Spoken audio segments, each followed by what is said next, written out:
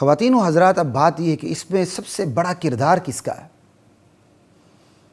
اس مداہنت میں، اس کمزوری میں کسی اور کو کیا کہوں، میں اپنی برادری ہی کو کہوں گا، سب سے بڑا کردار اس میں مداہن علماء کا ہے، جو دین کی صرف میٹھی میٹھی باتیں کرتے ہیں، ادھورا دین پیش کرتے ہیں، پورا دین پیش نہیں کرتے، کیونکہ وہ لوگوں سے داد لینا چاہتے ہیں۔ انہوں نے میٹھی میٹھی باتیں کر کے لوگوں کا ٹیسٹ ہی تبدیل کر دیا۔ مداہن ہیں، دین کو بیچنے والے ہیں، یا ادھورا دین بیان کرنے والے ہیں، لوگوں سے داد وصول کرنے والے ہیں۔ یہ علماء اس کے ذمہ دار ہیں کہ آج امت کی ذہن سازی نہیں ہو رہی اور نتیجہ امت سازی نہیں ہو رہی۔ مداہن علماء اس کے ذمہ دار، بے خبر علماء اس کے ذمہ دار، نام عالم کا لگا ہوا ہے، دین کے حقائق سے بے خبر ہیں۔ وہ ایسے ہی دین بیان کرتے ہیں جیسے ہمارا بیچارہ ایک چلے والا دین بیان کر لیتا ہے تھوڑا بہت۔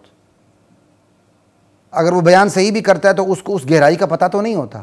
یہ صاحب بھی بس تھوڑا بہت دین بیان کرتے ہی نہیں ہے، یا اب 8-10 سال پڑھنے کے بعد کسی اور شعبے میں لگ جاتا ہے، موبائل بیچنے لگ جاتا ہے یا کوئی اور کام کرنے لگ جاتا ہے، جو اس نے جس کا اب ایک ڈاکٹر ہے، میڈیکل کی تعلیم حاصل کرنے کے بعد ریڈی لگائیں تو آپ اس کو اچھا سمجھیں گے، حالانکہ ریڈی لگانا تو اچھی بات ہے، حلال کمائی کرنا، لیکن سوال تو ہوگا نا کہ آپ نے آپ پر قوم کا پیسہ لگا ہے، آپ پر والدین کی محنت لگی ہے، آپ نے میڈیکل کی تعلیم حاصل کرنے کے بعد فروٹ کی ریڈی کیوں لگا لی بھائی؟ آپ نے میڈیکل پریکٹس کیوں نہیں کی؟ تو کیا ایک عالم دین سے سوال نہیں ہونا چاہیے کہ آپ نے 8-10 سال مدرسے کی روٹیاں پھاڑی ہیں، اب آپ کیا کہتے ہیں امت کی ذہن سازی کا کام کیوں نہیں کر رہے؟ اس بیچارے کو پتہ ہو تو کرے نا۔ بہت بڑی تعداد تو بے خبر علماء کی ہے، انہیں پتہ ہی نہیں ہے کہ دین کا آغاز کہاں سے، دین کی انتہا کہاں پہ جا کے ہوتی ہے۔ زیادہ تو اسے پتہ نہ ہو، سال تبلیغ میں لگوا دیتے، 3 دن لگ گئے، 40 دن لگ گئے، بس جس سے ایک عام آدمی بیان کرتا ہے وہ بھی اس نے اسی طرح دین کا رٹا لگایا، اسے پتہ ہی نہیں کسی چیز کا۔ تو بے خبر علماء بھی ذمہ دار ہیں، اور بیچارے کمزور علماء کا بھی اس میں بہت بڑا کردار ہے۔ معاشی مجبوریوں کا شکار ہو جاتے ہیں، 10 بچے ہوتے ہیں، بوڑھے والدین ساتھ ہوتے ہیں، انہیں پتہ بھی ہوتا ہے کہ دین کا آغاز کیا ہے، دین کی انتہا کیا ہے، دین کی پاور کیا ہے، شاہ کلید کیا ہے، لیکن وہ بات بیچارے اس لیے نہیں کر سکتے۔ وہ کہتے ہیں اگر ہم نے بات کی تو مسجد کی انتظامیہ ہمیں برداشت نہیں کرے گی، ہمیں نکال دے گی، ہم کھائیں گے کہاں سے؟ لا الہ الا اللہ، ہم کھائیں گے کہاں سے؟ اور اسی طرح جن کی تربیت نہیں ہوئی ہے وہ بھی ذمہ دار۔ ایک تو نا بے خبر، تربیت کا سامان ہے، تربیت لی ہی نہیں۔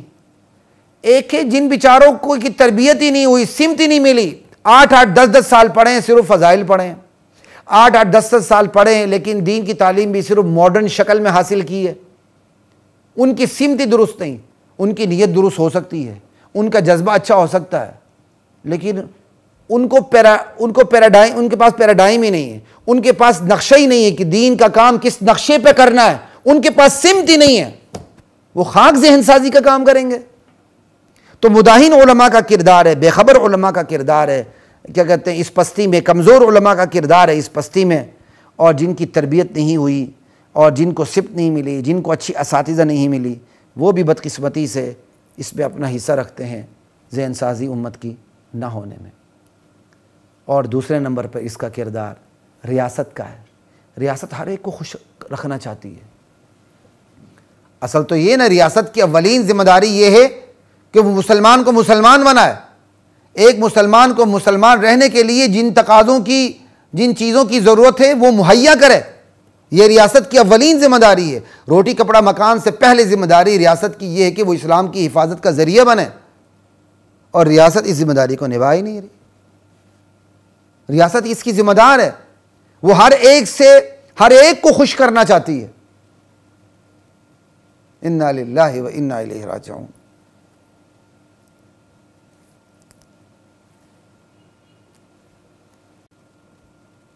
لا الہ الا اللہ۔ یہ ہماری ریاست، یہ زبانی طور پر تو اسلامی ریاست ہے، مملکت خداداد پاکستان، عملی طور پر یہ سیکولر ریاست ہے، جس کو دین کی بنیادی باتوں سے کوئی غرض نہیں۔ لا الہ الا اللہ۔ پھر اس میں ایک بہت بڑا کردار ذہن سازی نہ ہونے میں ہمارے سیاسی علماء کا ہے، دینی سیاسی جماعتوں کا ہے۔ یہ دینی سیاسی جماعتیں، ان میں سے اکثر کی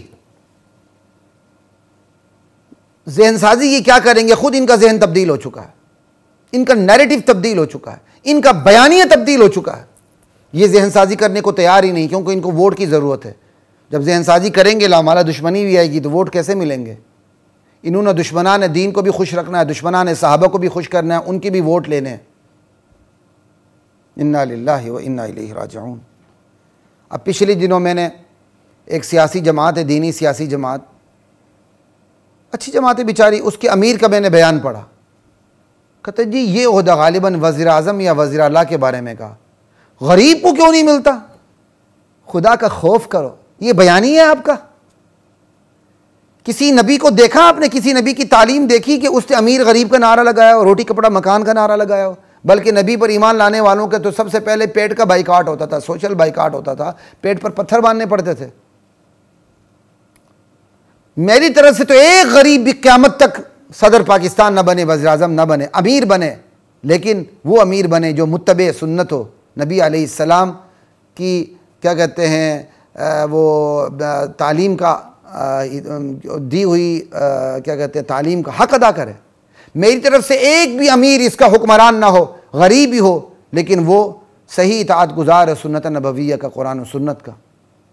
یہ امیر غریب کی تفریق کہاں سے آ گئی؟ غریب نہیں بنتا، غریب نہیں بنتا، یہ عجیب ہمدردی لینے کے جھوٹے اور منافقانہ طریقے ہم نے پال لی ہیں۔ کیوں؟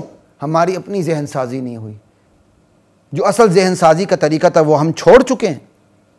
ٹھیک ہے، میں اس بات کو تسلیم کرتا ہوں کہ اسلامی انقلاب کا راستہ بھی سماج سے گزرتا ہے، لیکن سماج کی تربیت کا راستہ تو خدا نے دیا ہے، آپ نے تو نہیں دیا۔ آپ نے دیا ہوتا تو پھر غریب غریب غریب کرتے، آپ نے دیا ہوتا تو عقائد پہ محنت نہ کرتے، اخلاق پہ کرتے۔ آپ نے نہ دیا ہوتا تو آپ نے اگر خدا نے نہ دیا ہوتا آپ نہیں کرنا تو اخلاق پہ محنت کرتے، معاملات پہ کرتے، عقیدے کو چھیڑتے ہی نہ کہ نہیں جی اتحاد امت، یہ شیرازہ بکھرتا ہے ماشاءاللہ۔ ٹھیک ہے، اسلامی انقلاب کا راستہ بھی سماج سے گزرتا ہے، لیکن اس سماج کی تربیت کیسے کرنی ہے وہ تو خدائی ترتیب ہے، وہ تو انسان کی ترتیب ہی نہیں ہے۔ وہ وہی ترتیب ہے جو آپ کے سامنے ہم بات کر چکے ہیں کہ سب سے پہلے آپ نے عقیدے پہ بات کرنی ہے، اعمال پہ بعد میں، اخلاق میں بعد میں، معاملات میں بات کے، عقیدے میں بھی لا الہ پہ پہلے کرنی ہے، اللہ پہ بعد پہ کرنی ہے، پھر آپ نے سلبی طریقہ بھی اختیار کرنا ہے، ذہن سازی کا ایجابی طریقہ بھی کرنا ہے۔